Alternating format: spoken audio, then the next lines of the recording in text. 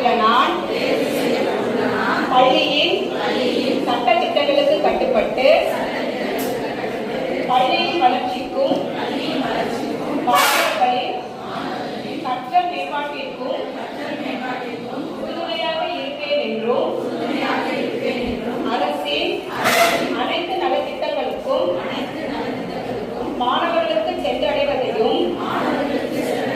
பள்ளியின் வளர்ச்சிக்கு சமூக மற்றும் பிற துறைகளின் பங்களிப்பையும்